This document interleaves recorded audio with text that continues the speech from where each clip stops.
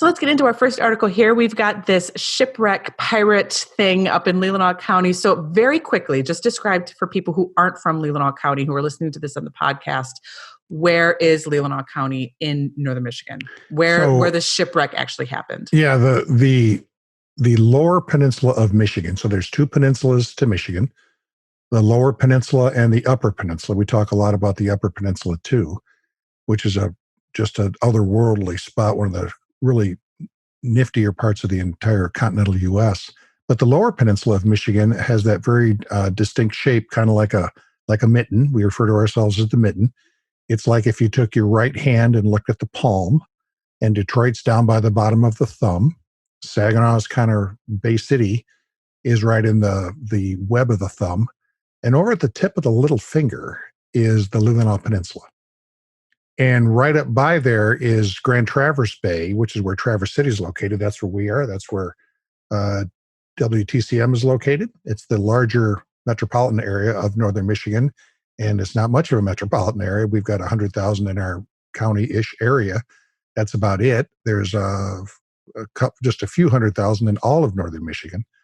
Now we're at the northern part of Lake Michigan. We're kind of right straight across from Green Bay. And lots of shipwrecks out here. Sleeping Bear Bay, which is inside the North and South Manitou Islands, was a spot where boats would kind of go hide during storms. They would cut through that. And there's a lot of shipwrecks. And one just showed up here from about 150 years ago. And it's by showing up, what happens is with some of these where they might have grounded themselves and over the years got covered up in sand from the action of the water. And in our case, from the sand dunes, when there's ever an easterly wind, it blows sand out into the water because the water levels change around here because of sand that blows into it from the sand dunes for, generations. So this particular one is a 137-foot ship that just started to show itself as some storms came along and blew some of the sand off, and all of a sudden we're finding this again. And it's a wonderful story, and it's and there's a little bit of science here just from the standpoint of how they're able to determine what boat it is. Yeah. How old it is, where it came from. We think of that as science because there's some technology involved. Absolutely. So we kind of broaden science to just make things. We sort of broad here on the Team Nerd Tech Show. We think of science as anything that's interesting. I mean, but there's a lot of truth in that, to be honest, especially in things that are interesting happening in this world like this.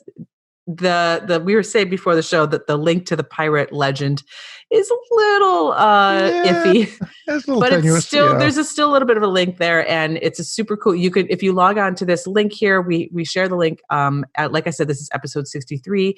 The link, it's from mlive.com, which stands for Michigan Live, and they've got a picture there of this shipwreck from 1872, and you can see how the ship itself was positioned in the water, how it was built. You could see the bottom of the bow, everything. It's very cool. Yeah. Mm-hmm. Exactly. Thank you. Yeah, and all the ribs of the ship itself have fallen flat, but So you can really, looking at this, it's still in such great shape that looking at this wreck, you can envision what it looked like when it was a true schooner out in the water. So we have fresh water. Cool. Keep in mind the Great Lakes are fresh water, and so wooden craft, where the water's cold, which it is, wooden craft don't they hang around for a long time. Saltwater, they would tend to get eaten up. The wooden crafts don't always last as long.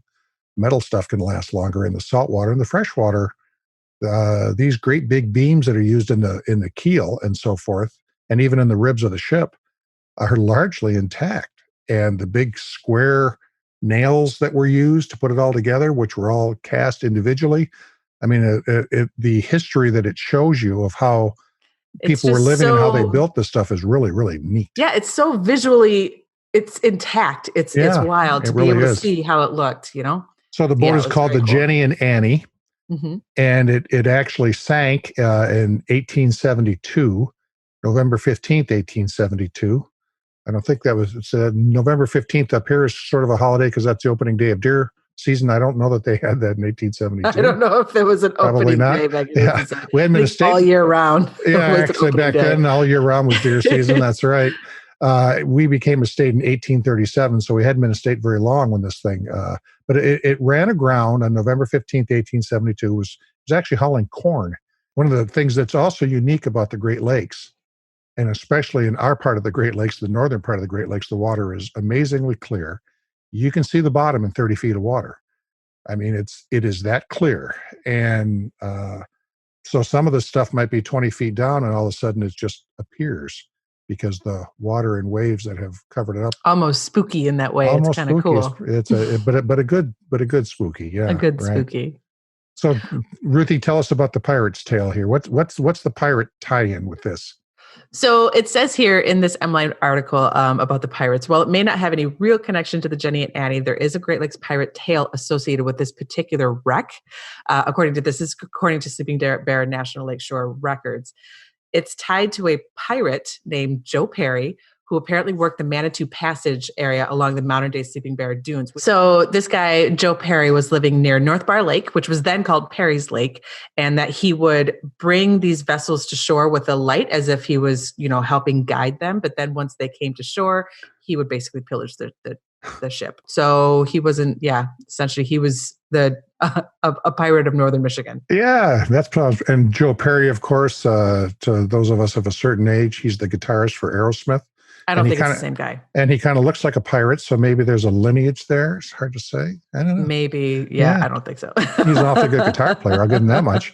Well, it's Great a cool story. So, yeah, it's a good one to spook the kids with this summer if you're interested.